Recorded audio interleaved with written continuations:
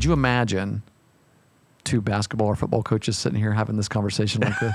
Like, could they fill 45 minutes talking about, well, you know, we got to go get the pylons put out and the yard markers. Welcome to the Coaching Life podcast. I almost forgot what the show was called, Coach.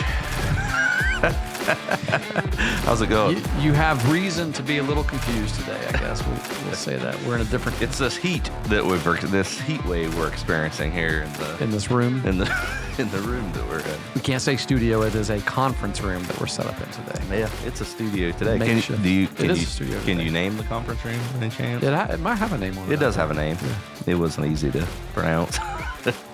I think, is this Heba's? Heba? Yes, it is. Yeah. You got it. Good job, Coach. Yeah, you pay a lot of money to name these, right. conference rooms. Yeah, for sure.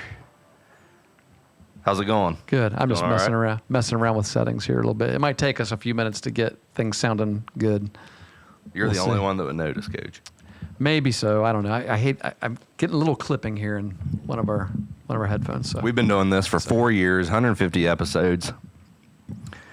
Yeah. I have no idea what he's talking about when he says clipping.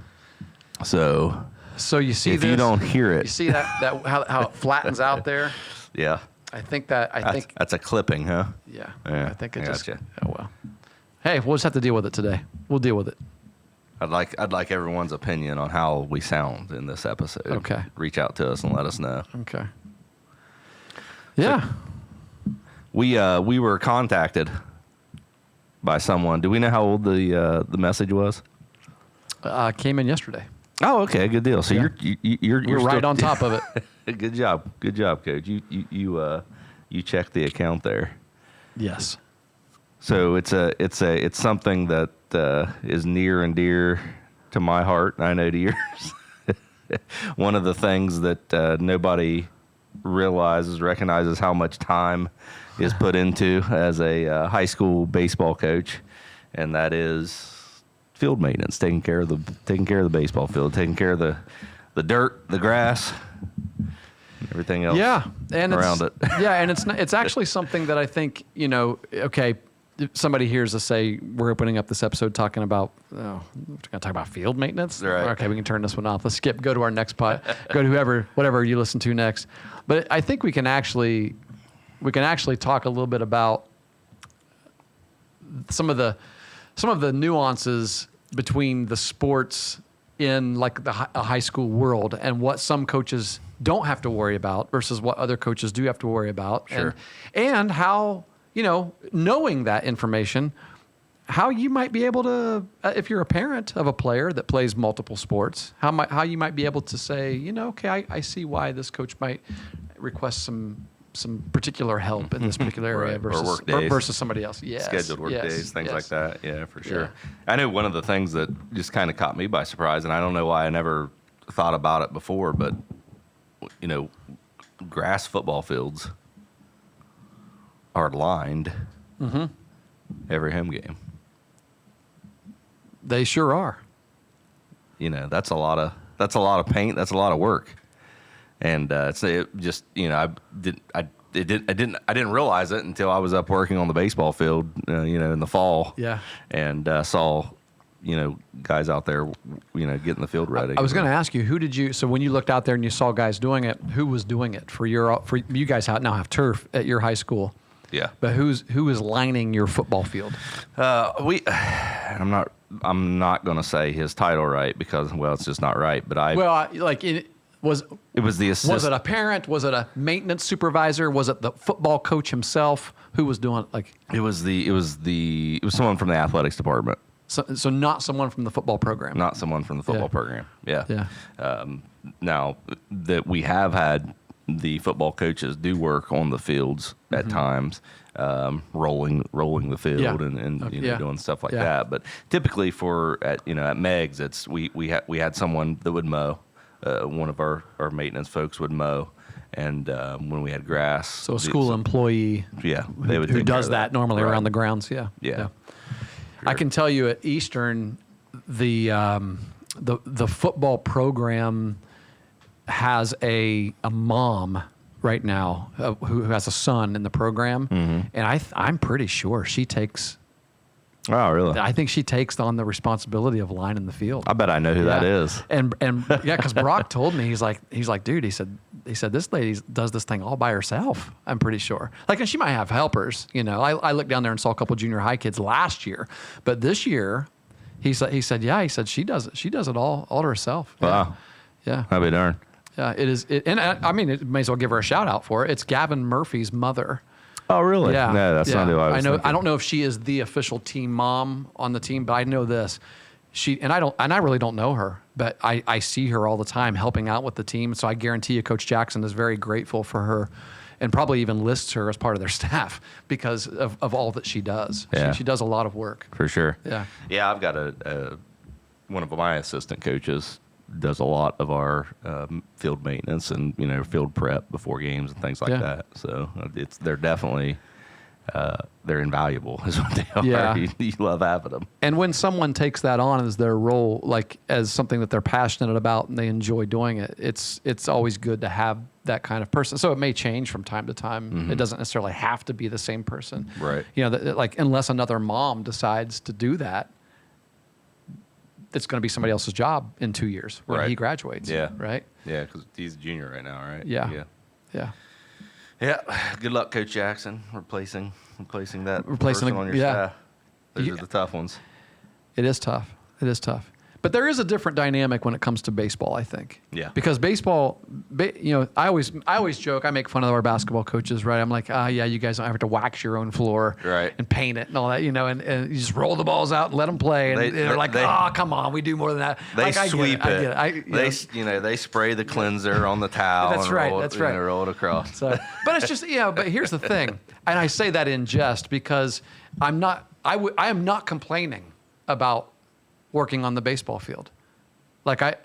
And the reason why I'm not complaining about it is because I quite enjoy it. Yeah. I enjoy it. It's part of the job. It's part of the fun, I think. Yeah, and there's some pride that goes into it. There is. You want your field to look as good as it can look, and Yeah. and there's all kinds of different challenges that can come up with making a field look the way that you want it to look. But And those are the things you might get frustrated with as a Right. coach, like not having the resources that you know that you need Right. to make your field as good as that you want it to be. And Right. I do run into that. yeah, for sure. And then that's I think that kind of gets into what our listener Sure. asked about was Yeah, a we should find the situation actual where it question here.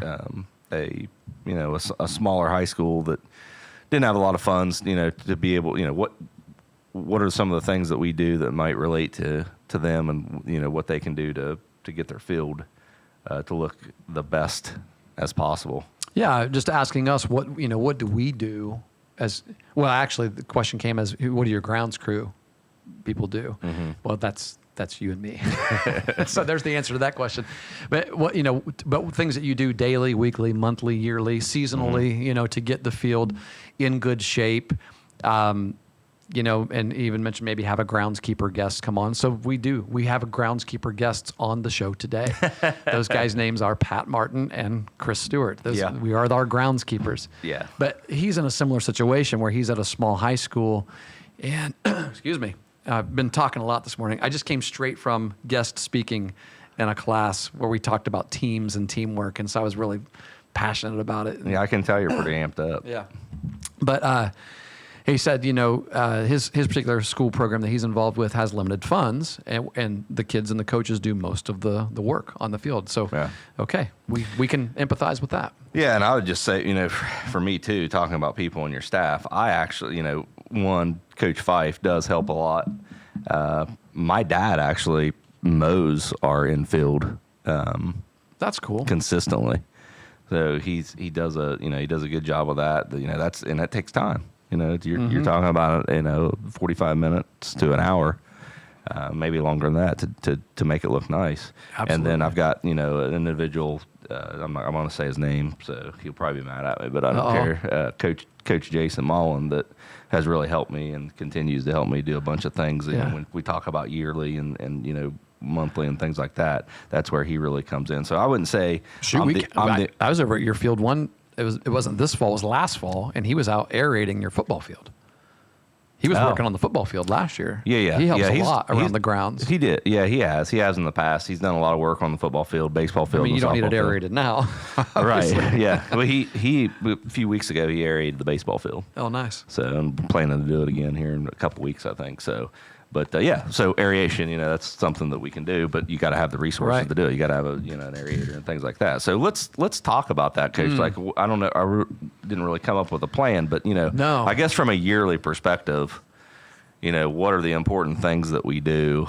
And I guess we should probably highlight, if we can, the things that we think are really important, as opposed to the Yeah. things that maybe you could get away with. Because, Yeah. like I just said, our field was aerated, our infield and out. He actually aerated the outfield and the infield a few weeks ago. And when you're talking about core aeration, where you actually go down about 2 or 3 inches deep, or even 4, depending on how hard the field is, and it pulls plugs. Yes. Like little 1/2-inch plugs or Right. 1/4-inch plugs. Yeah. Yep. And what does that do? That creates space in the Yeah. ground to allow the roots to grow, to allow the ground to settle, in a flat way, absorb water better, things like that. So that's why we Makes do your that. grass healthier. Makes the grass healthier, yeah. And we'll do that. We did that. We'll definitely do it in the fall. We'll probably do it again right before we start playing in the spring. Yeah. So that that's one of the things to do. And now after we aerate this next time, we'll overseed. Overseed and do a little fertilizer on it. Yeah. So I would say, if somebody asked me, what is the number one primary resource that you must have for your field, for your I know what you're gonna baseball say. field? Like, if you could only choose one thing to do on your field, what would you do? My answer to that is this: water. Yeah. And I can tell you, if you don't have water, which we did not last year, and we are still to this day, like I need to show you these pictures, the difference between having water versus not having water. Because listen, we don't have a ton. I just don't do a bunch. I mean, we put lipstick on a pig, basically, is what we do at our field. We gold plate a turd. What other cliche can I use? Like, we'll make the edges really nice. We'll drag it really nice. I'll mow it really nice. And people will look at it from a distance and say, man, your field looks great. It does look great. It's nice. But nice then looking field. when you go out and play on it, it really is. We have a lot of work that we still need to do. It's a lot better than it was about 3 years ago. Sure, Coach. A sure. lot better. Yeah, sure. I mean, I that's good. I appreciate that. Yeah. But here I am talking like a coach. Like, there's always more to be done, right? There's Yeah. always more to be done. But what happened to us last year was we had a water leak in one of the main lines that ran to our field. So on our school grounds, you had a line that kind of goes and branches off and goes down to the football field and then down to the baseball field. And we're kind of the last field that needs water in the school grounds. We were. Now our maintenance office is down beyond us, and so that helps a little bit. There we go. Yeah. And so what happened was, they were actually, and our maintenance guys are limited too. We only got a couple, right? Sure. I mean, we're Right, small yeah. school. Oh, they're very busy. And so yeah. they had a project last summer to build a new maintenance garage, a new office for them, because we were turning the old garage, which was in the school building, into an academic workshop, like a wood shop for an academic purpose, which is a really cool thing. It was nice growth that the high school took. Yeah. And so those guys had to get that done, which means they couldn't put their attention in whatever the water main issue was. And so we decided to, the school district decided to maybe contract that out, possibly look at to see who can get it done. I'm getting way too specific here.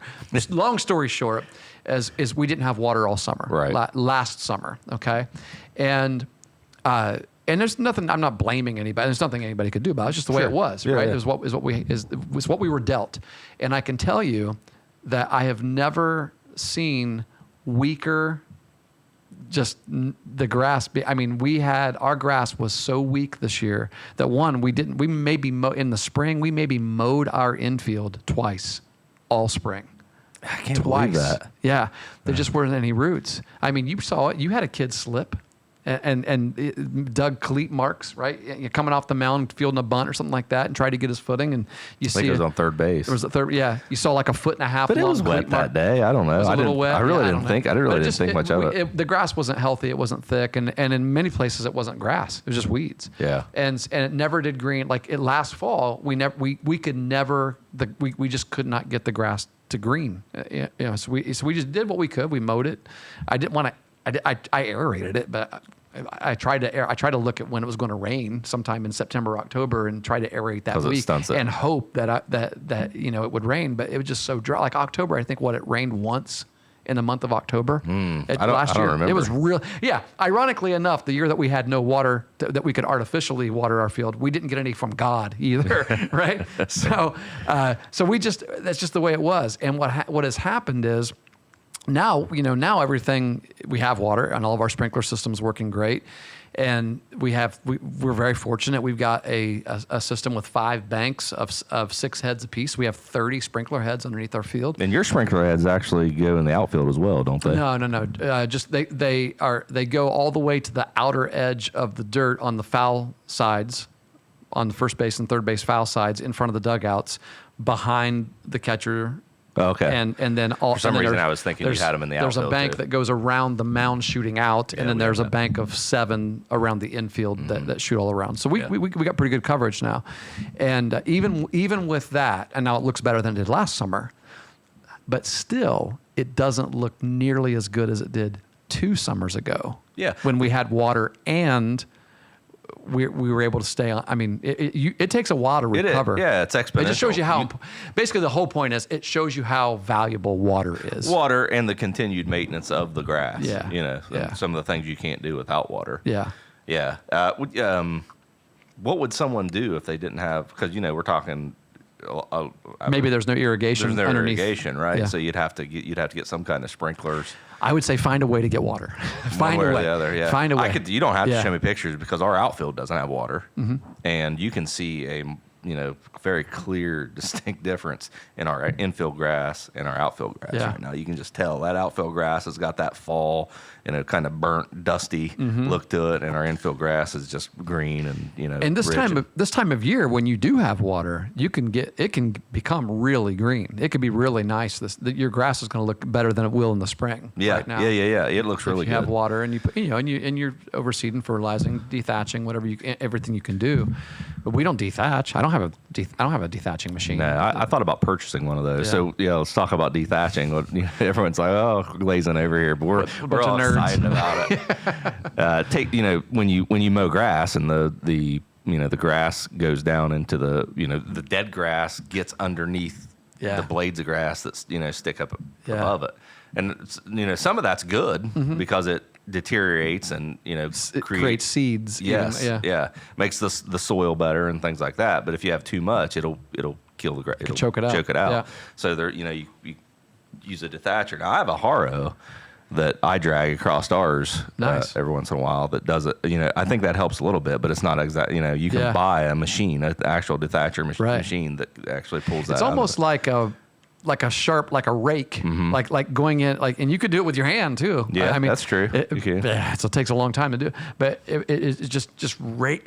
Imagine going out with like a garden rake, and just raking the crap out of your grass. Yeah, I know. Just That's the chewing funny heck thing. It's out of like it. a lot of these things we do, aerating makes it look crazy. Yeah.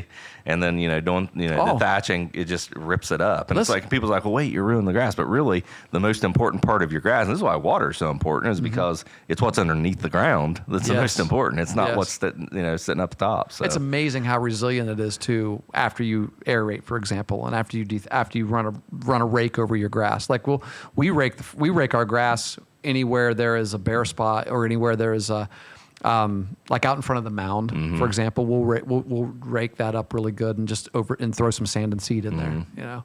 Try to see. So if you we do can- that after every game.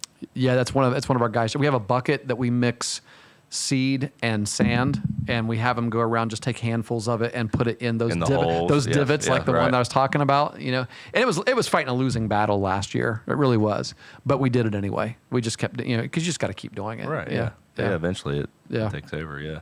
Is there anything else yearly that we need to talk about? Yeah. I mean, listen. Nothing beats a clean edge, right? And we're talking cosmetics now. Yeah. But if you got a chance to use an edger on your infield, it makes a world of difference. The way the outer arc as well as the inner portions of the infield skin, where the infield skin meets the infield grass. Huge difference. Yeah. And you an edger isn't that expensive. No. Coach Bissell loaned me his for a couple years, and we just bought one this past summer. I think $250 is what I spent for it. But you're right. Yeah, I think that's all I spent. It makes a huge Amazon.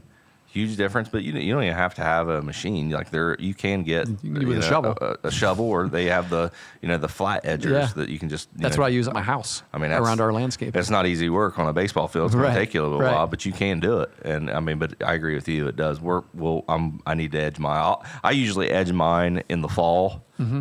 I say usually too. for the past 2 years. I edge mine in the fall and then again in the spring. Yep, And same- then same here. This year I edged it for the tournament just to make it look nicer because it was grown up. And so. you don't have to take a bunch off. And you don't No. want to take a bunch off. Not usually. I mean, it depends on what situation Just you're literally in. the edge. Just take the edge. Might even be sometimes you don't even get any. You're just because it's straight. But Yeah. you run a line and because Because eventually you're going to be cutting it. I mean, you could be taking away whatever you edge. You really kind of want to grow that back also. And so Right. it's catch-22 in a way. Right, yeah, for sure. Good stuff. Well, I wish this was the day that we did our video, that we tried our video all podcast the hand motions. because Well, we could write a diagram on the this is board and the everything. most exciting we've been in a while. That's right. That's Yeah, right. what else out it's there is weird the stuff sleeping? that we get excited about. But yeah, but mound maintenance for those people that are baseball field guys.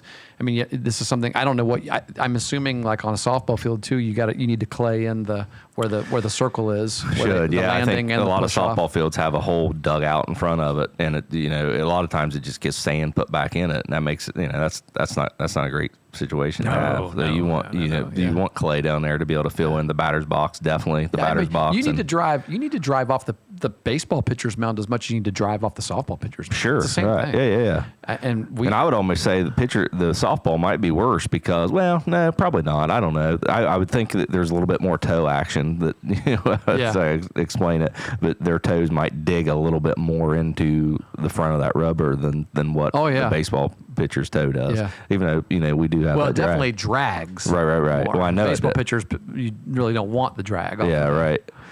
But batter's box, any high area or any area where there's high traffic. Yeah. We have had a hole around second base that we had to put a little bit of extra care into, do some tamping and fill it in, filled in, things like that. But batter's box, you're talking from a yearly perspective? So now we're kind of getting into a daily Right. Yeah. circumstance, and for us, one of the things that we would say if you're working on a base, it's okay. Water, number one high priority, right? Yeah.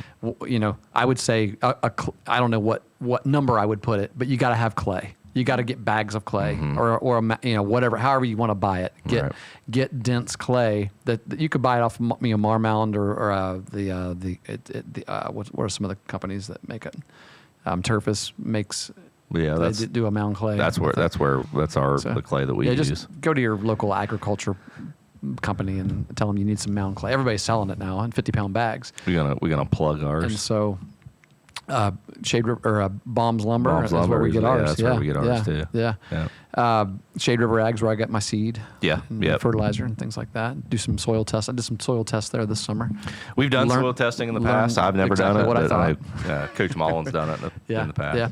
But no, so with when you have mound clay, you want to make sure that you have enough to where, granted, if you need to do one nice build at the beginning of your at the beginning of your spring and make sure if your mound has gotten sunken in or something, or you need to put a bunch on it, that's one thing when you rebuild your mound.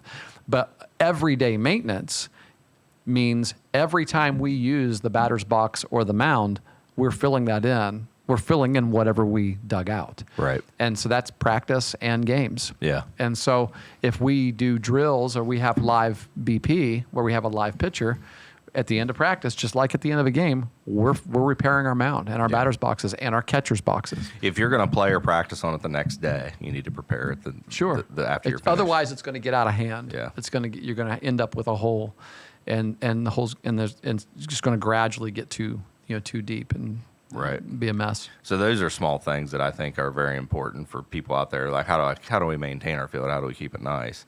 And that there are things that you have to do after using it to keep it nice. I would say you want to drag your without a doubt. And we still drag before practice too.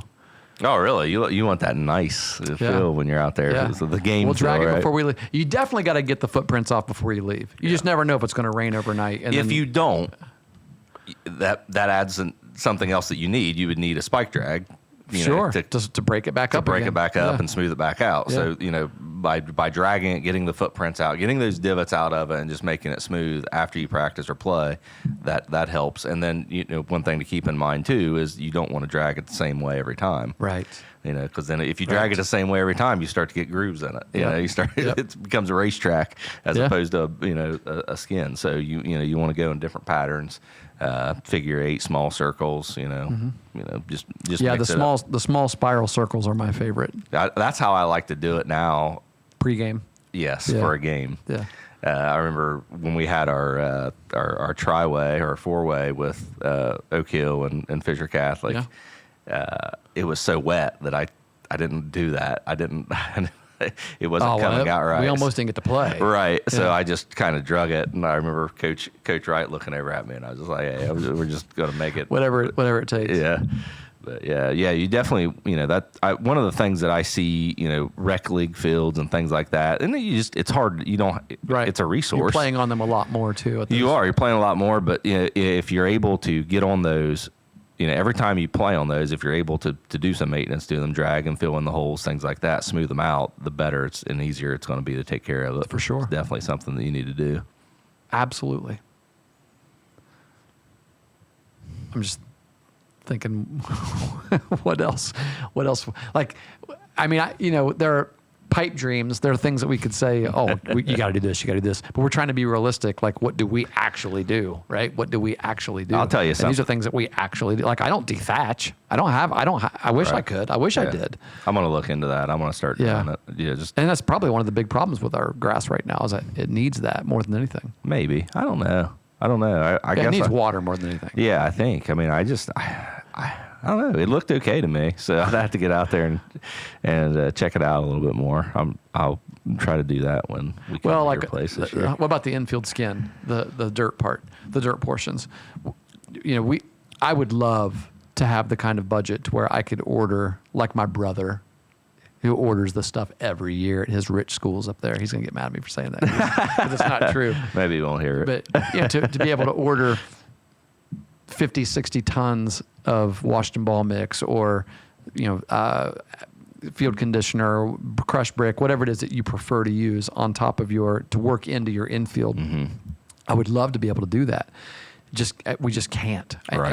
And so we try to get as much as we can. We do get a little bit of conditioner every year. We get it in bags. Our school provides that for us. But if we're going to purchase like by the ton, by the truckload, any kind of conditioner or brick dust or anything like that, we really have to raise that money. Mm-hmm. We got to ask people for that money. It's a big expense. And it's when you're in a small community, every sport's tapping into the same wealthy people, right? The same generous people, I should say.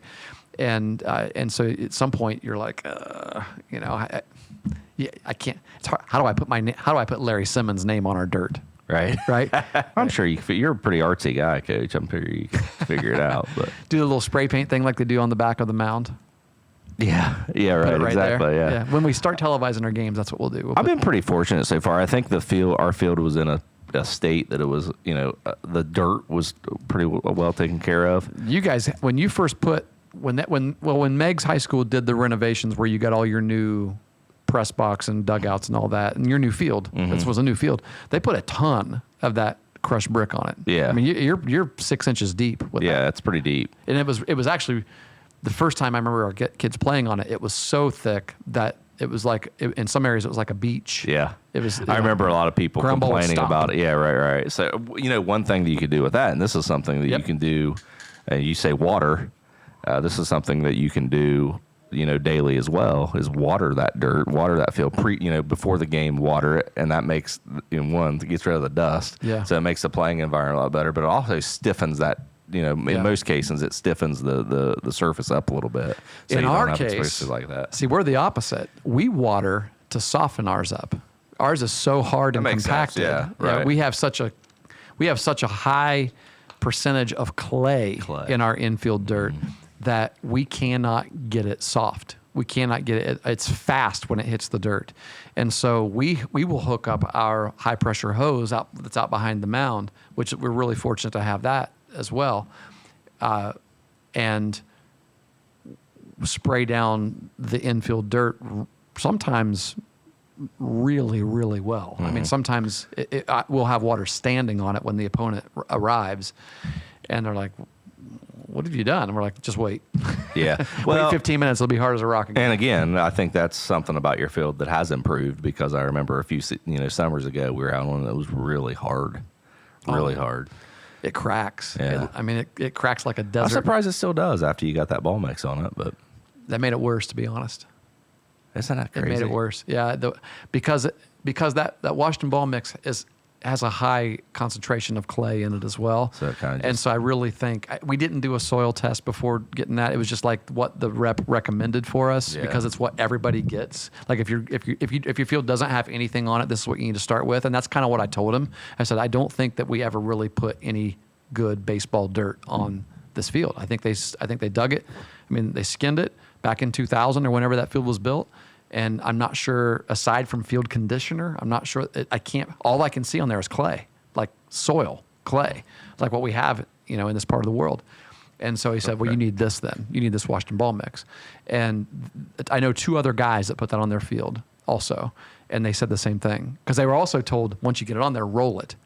And so Coach I Newsom, heard that. Coach Newsom Yeah, was right, like, right. don't roll it. Whatever you do, don't roll it. Yeah, 'cause I heard it made it real got hard. hard Yeah, as a yeah. rock. Yeah. And it's probably just because, and these other schools are in the same area that we're in. And I ordered my stuff from the Columbus area, and it's not that big of a difference geographically, but it could be, Right. and we got a river right next to us as well, and there's just a lot of reasons, you got to find what works for you. Yes. And so for us, we need to get something that's softer now, that doesn't have as much clay. I roll ours. I try to roll ours anytime a big rain's coming, to pack Beforehand? it down so that the rain runs off of it better. Because the mix that we have on it, I don't. It's not crushed brick. It's something similar. It's very red. Yeah, it is red, but it absorbs and spreads the water. Yeah. So a lot of times, you won't see water on the field. When you got step on it, water will just seep up into your footprint. I wonder if that has something to do with the soil underneath it being compacted, and so it's keeping it at the surface level. Well, I don't know. I was told originally the dirt that they had in it allowed the water to drop through it, and it drained a lot better than what it does now. The water would go away, but by rolling it, Yeah. the water does seem to go away quicker. So that's something that you can think about. But You would never catch me on my dirt with a roller, during ever. I roll mine. Ours. And see, that's the difference, right? Yeah, right. You know, but those know are your things, field. those are small things. Like, would I have to do that? No. You know what I mean? I would have to do that. Outside of, that's not one of those high importance things.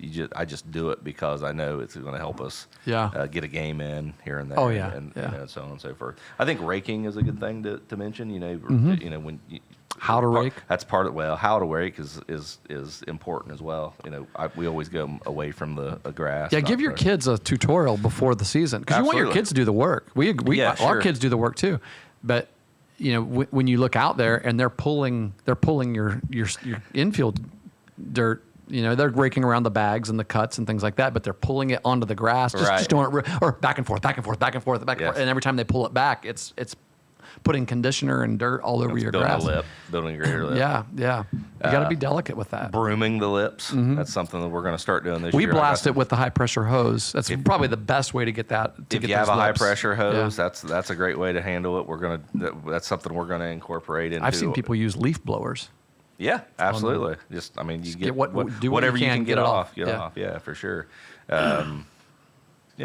Things like that. You pick out a couple things and you do them all the time. When you're dragging the dirt, you don't want to drag it so close to the grass for the same reason. You don't want to push dirt over into your grass because that builds the lip up. So try to rake around the perimeter and then drag within that raking so that you're not getting close to it. Things like that. But you're right. I'd agree with you. I think if the biggest thing that you want to start with, if you're trying to get something or you want to get something, water is definitely the biggest deal because for the past month, my grass at my house hasn't grown hardly at all. Me either. I can't tell you the last time I mowed my grass. But we've mowed the heck out of the. I say my dad. The grass on the infield has been 3-4 inches tall consistently throughout this last month and a half. Leave it there. Yeah. This time of year. Well, we should plug this. I know Beacon Athletics, a sports material equipment provider out there. They actually provide a what should I say? What do they call it? It's a groundskeeper tutorial, and you can get certified as a Beacons Athletic. And it's got a lot of good information in it. How to rake, how to drag, things like how to water, how to take care of your mound and your batter's area, things like that. And if anyone wants to look that up, Beacons Athletic, they could go on there and there's a lot of videos, and it's really nice. Just Google Beacon, Beacon, Beacon Athletics. Yeah. And you should be able to find it on there. You could probably do Beacon Athletics field maintenance or something like that. But you can get certified through them and things like that. But just going and listening to all the videos, it's really good. It's got a lot of good information. But one of the things they say to do is actually once it gets closer to the winter, cut your grass back down. Right. So, and that's another thing I didn't mention. So right before the winter comes, right, like the last time you're going to mow before winter, cut it down real short. Yeah. And throw some kind of a winterizer fertilizer on it as well. Or? I'm not for sure about that, but I know that cut it short. And then I know last year I went out in February and I push mowed our infield. I didn't ride it. We didn't get on it with the mower because we didn't want to dig the grass up or anything. So I push mowed it, and that's supposed to liven the grass up, and I would swear it did. I think it really worked. It made the grass a lot greener quicker than what it was the year before. It's good to know. There's science behind it. Gets the air flowing beneath the blades and things like that, and just allows it to grow better. So I've been told that, and I've read it. Maybe someone out there can debate that, but it seemed to work for us this year. And that's the thing. I mean, we're not horticultural. How do you say that? Horticultural specialists here. We've all learned by doing. I have. You've had more than me. I've had a lot of help. In my early days here. You got guys that are passionate about it as well, and I do too. I mean, trust me. We've had a lot of work done. Oh yeah, on our fields, not by me, by our coaches and folks and our volunteer. Whenever we ask for volunteers, our people are phenomenal, But when I'm talking like day to day, week to week, every week showing up doing just something, it's usually going to be your head coaches that are going to be sure. Yeah, I mean, you can't expect anyone to do it. Yes. I mean, it's the burden that you put on your shoulders. It's what you signed up for. And if you have people that are willing to help you, then you're very fortunate. Yes, and, absolutely. I am very fortunate. So what? Maybe a couple things here before closing out this episode. What are some things that you wouldn't recommend people do? Like for example, if you really got to get a game in, you really want to get this game in.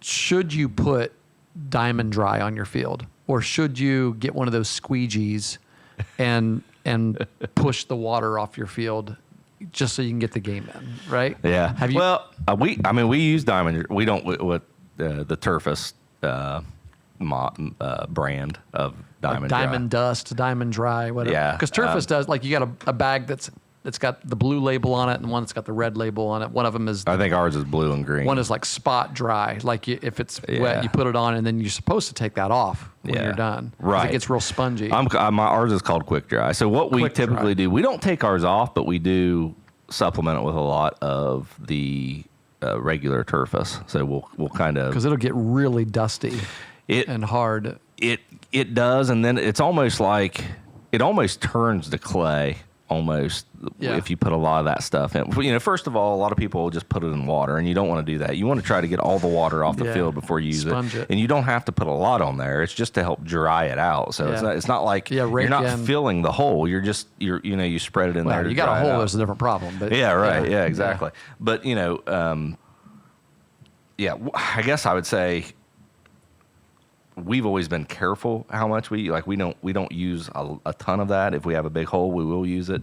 The Turfus that we do put on it, the conditioner that we do put on it does help a little bit with absorbing water and so forth. But you never want to broom it. You never want to squeegee it, in my opinion, because No. that does dig a hole. You know what I mean? Well, you might get the water off today, but you're creating a bigger problem the next time it rains. And guess Right. what? It's going to rain again. Yeah, And and so I- then you're going to be like, oh, we got to get this off again. And you push it off. If you And- have it, one of the nice things I like to do is, I was told to do this, is spike drag it.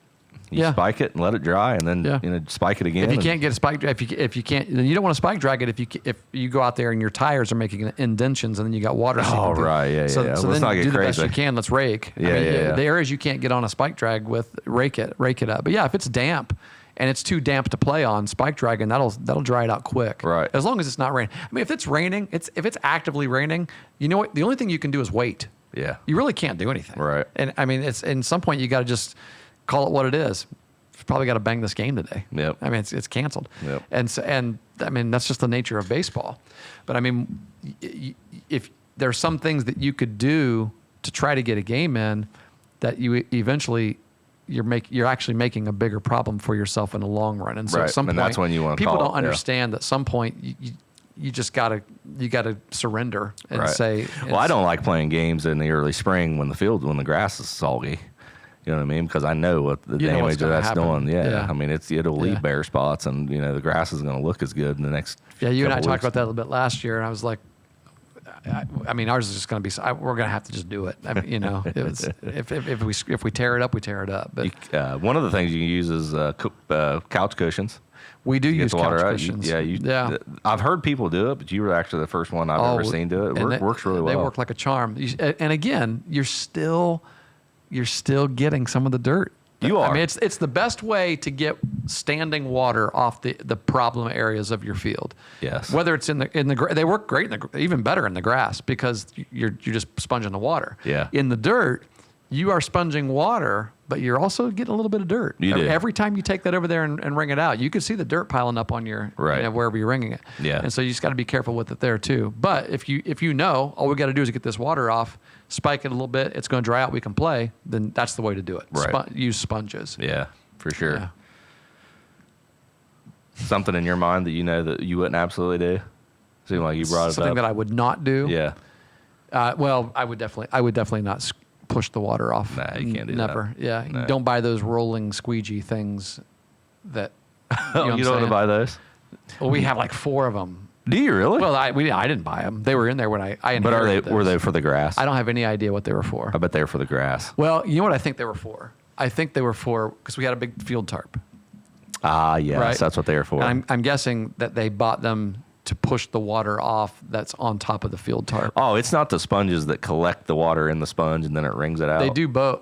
No, they push. Oh, okay, The okay. roller is actually like rubberized, and so it will collect water as well. But you're pretty much just pushing that. Oh, I see. water Okay, yeah, off. I guarantee that's what it's for. yeah. Our tarps collect a lot of water. I need to. Yeah. We need to get a little bit more crown on our batter circle. So we use a sump pump Okay. to get the water off that tarp. Oh yeah, just lay it on there. Yeah, lay it on there and shoot it off. It collects a lot. It's crazy. Yeah, don't squeegee that stuff. Yeah. You're just digging a hole. Yeah. Yeah. Yeah. Hopefully, we provided some good information here. Didn't put too many Right. people asleep. If Right. anyone has any questions or things that they do or things that they wouldn't do that we said. Let us know. Well, here's the funny thing. So imagine, so like you and I, this is obviously primarily for you and me. This is a baseball show, right? I mean, today was for sure, but like 80% of the things we talk about, we're talking about baseball when it comes to the context. Could you imagine two basketball or football coaches sitting here having this conversation like this? Like, could they fill 45 minutes talking about, well, we got to go get the pylons put out and the yard markers and everything. They do pick those up after the game. Who still. does? The football The team. coaches? No, the football team does. The players. Does your do. players pick those up? Our football players. Good for do. them. Yeah.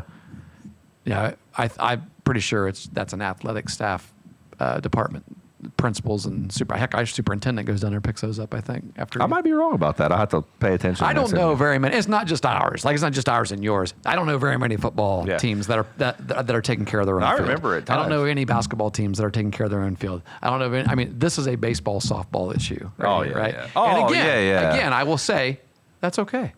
We don't mind.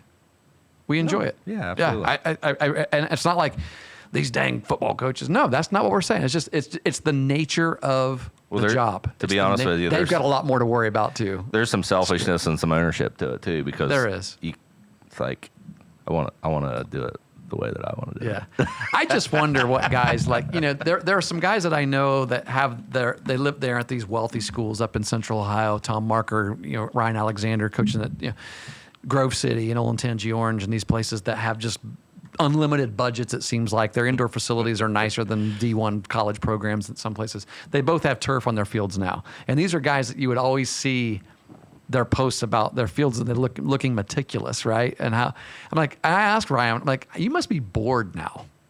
Yeah. You must be absolutely bored out of your mind. And I remember him saying, there's some things I miss about it, but trust me, having the turf and being able to get out there later in the fall and earlier in the spring, and it may rain all day long.